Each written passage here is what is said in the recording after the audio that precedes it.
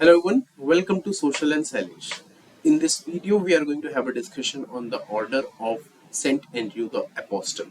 Recently, Bharat के जो prime minister हैं नरेंद्र मोदी, उनको रशिया का जो हाईएस्ट अवार्ड है वो दिया गया है।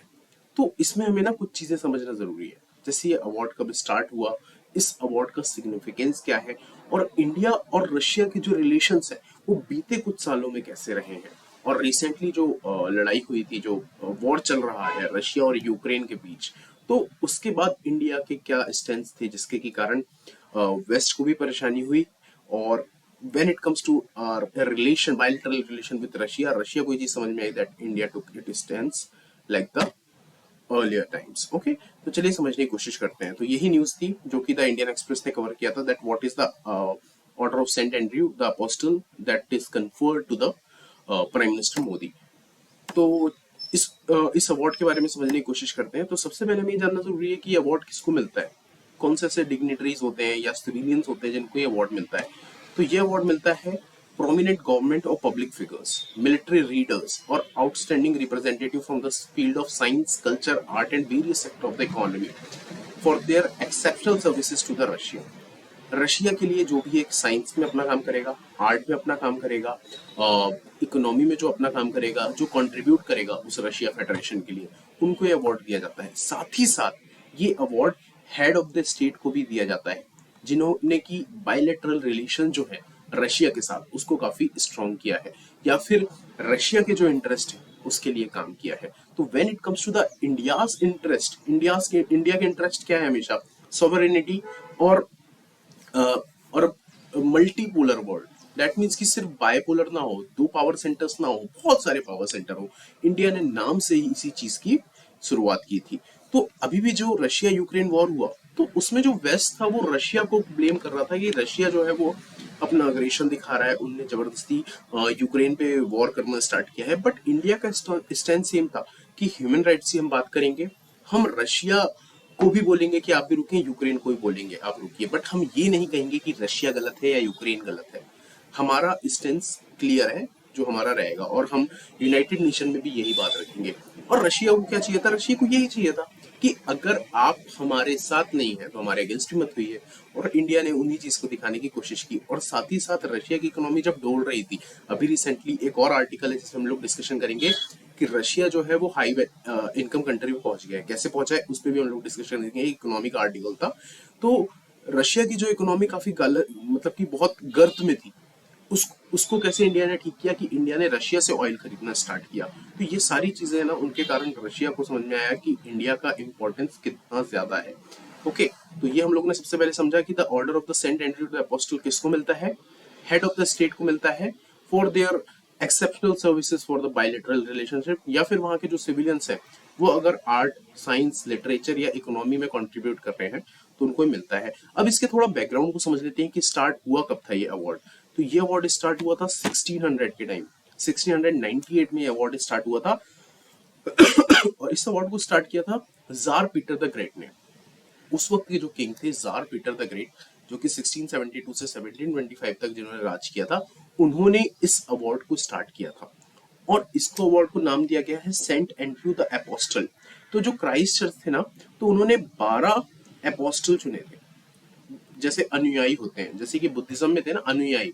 तो जो 12 लोगों को चुना था, उनको बोला था कि आपका काम क्या होगा, आपका काम ये होगा कि आपको जो मैसेज है क्रिश्चियनिटी का उसको स्प्रेड करना है थ्रू आउट द वर्ल्ड।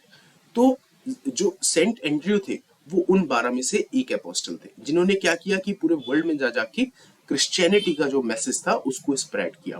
तो ये अवार्ड हमें समझ में आ गया कि इस अवार्ड का बैकग्राउंड क्या है। अब हम समझने की कोशिश करते हैं इसमें कि इस अवार्ड में मिलता क्या है। तो आपने देखा होगा इस फोटो में कि मोदी जी को एक इस तरीके की चैन मिली है। अब ये जो चैन होती है ना, इसमें काफी सारे 17 लिंक्स होते हैं, अल्टरनेटिंग लिंक्स, जिसमें कि एक इमेज भी होती है रशियन एम्ब्लेम की, साथ ही साथ डबल एस ईगल जो है वहां का वो होता है। ओके, तो एक तरीके की चेन होती है। सिमिलर तरीके का एक अवार्ड है, वो है ऑर्डर ऑफ द नाइल। ये भी आपको याद रखना है कि ऑर्डर ऑफ द नाइल किसने दिया था? लास्ट ईयर मोदी जी जब इजिप्ट गए थे तो इजिप्ट ने दिया था, वो भी सेम कैटेगरी का अवार्ड है और सेम उसमें भी चेन इस तरीके की होती है और इसमें बैज, स्टार और एक ब्लू रिंग रिबन से बना होता है। दैट इज नॉट रिलेवेंट, वो एग्जाम पॉइंट ऑफ व्यू से नहीं है, बट ये लिटरेचर है उसमें इसलिए ऐड कर दिए कि ये चीजें इसमें होती हैं। हमें सिर्फ इतना याद रखना है कि ऑर्डर ऑफ द नाइल और इसमें क्या डिफरेंस है और कैसी ये कौन सी कंट्री का कौन सा है। ओके, 17 अल्टरनेटिंग रिंग्स याद रख लो, कोई स्टेट पीसीएस का भी पूछ सकता है तो ओके। तो ये हमें याद रखना है कि अवार्ड इस तरीके का है। अब हम आगे बढ़ते हैं, अब ये समझने की कोशिश करते हैं कि किस वक्त इसको हटा दिया गया और कब ये वापस आया। तो आप सबको याद होगा कि 1905 में एक वॉर हुआ था जिसमें किसकी डिफीट हुई थी? रशिया की डिफीट हुई थी। उसके बाद 1971 एक रशिया के लिए बहुत वाटरसेड मोमेंट था और बहुत इंपॉर्टेंट टाइम था। उस वक्त क्या हुआ था? उस वक्त रशियन रिवॉल्यूशन हुआ था। अगर आपने पढ़ा होगा अक्टूबर रिवॉल्यूशन, या फिर अप्रैल में एक हुआ था, ओके, और सरकार बदली थी, वहां पे कम्युनिस्ट गवर्नमेंट आई थी, जार हटा दिया गया था। उसके बाद वहां पे जो मेन रूलर आए थे वो थे व्लादिमीर लेनिन। तो ये सारी चीजें आपको याद होगी। तो जो 1918 का वक्त था ना, उस वक्त जब जार की गवर्नमेंट हट गई थी, ओके, जार निकोलस की गवर्नमेंट हट गई थी, उसके बाद इस order of Saint Andrew the apostle है ना, उसको एबॉलिश कर दिया गया, उसको हटा दिया गया। कम्युनिस्ट की मेन बात क्या थी? कम्युनिस्ट सिर्फ ये बात करते थे कि सोसाइटी में किसी को ये समझ में नहीं आना चाहिए कि वो नीचे दर्जे का है, वो इक्वालिटी में उनकी एक अलग तरीके की इक्वालिटी की बात करते थे। तो इसलिए 1918 में ना इस अवार्ड को हटा दिया गया। लेकिन वापस 1998 में एक एग्जीक्यूटिव ऑर्डर आया प्रेसिडेंट के द्वारा और इसको वापस रीस्टैब्लिश किया गया। तो ये चीजें हमें याद रखनी है। इसके बाद किन किन हेड ऑफ द स्टेट को मिला है? तो सी जिनपिंग को 2017 में मिला है, एंड कजाक के जो फॉर्मर प्राइम प्रेसिडेंट थे नूर सुल्तान नजरबायव, उनको भी ये चीजें मिली है, ये मतलब अवार्ड से नवाजा गया है। तो मोटी मोटी बात इतनी है कि हमें कुछ चीजें जानना है कि ये रशिया का अवार्ड है, order of the Saint Andrew the apostle, किनको मिलता है, वहां पर जो साइंस, कल्चर, आर्ट और इकोनॉमी के लिए कंट्रीब्यूट करता है, और head of the state foreign state के जिन्होंने कि रशियन फेडरेशन या बायलैटरल रिलेशन में काफी अच्छा काम किया है, तो उसी कैटेगरी में मोदी जी को मिला है। इसकी शुरुआत हुई थी 1698 में। किसने स्टार्ट किया था? जार पीटर द ग्रेट ने, जो कि वहां के किंग थे। किसकी याद में किया था? सेंट एंड्रयू के बारे में की याद में। सेंट एंड्रयू कौन थे?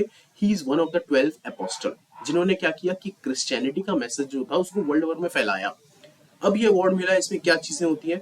इसमें एक 17 अल्टरनेटिव लिंक्स वाला एक चेन होता है, जिसमें रशियन फेडरेशन का लोगो होता है और चीजें होती हैं, एम्बलम होता है, ईगल होता है, डबल हेडेड ईगल।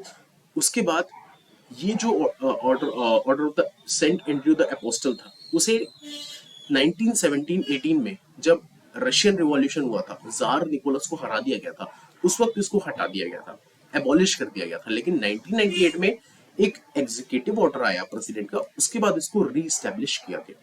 इसके साथ साथ हमें याद रखना है कि दो हेड ऑफ द स्टेट हैं, एक है कजाकिस्तान के नूर सुल्तान नजरबायव, उनको मिला है, और 2017 में सी जिनपिंग जो थे उनको ये अवार्ड से नवाजा गया है। So this is all about the order of Saint Andrew the apostle. इतनी ही चीजें एग्जाम पॉइंट ऑफ व्यू से रिलेवेंट है। I hope you like this video. If you like this video, kindly give me a thumbs up.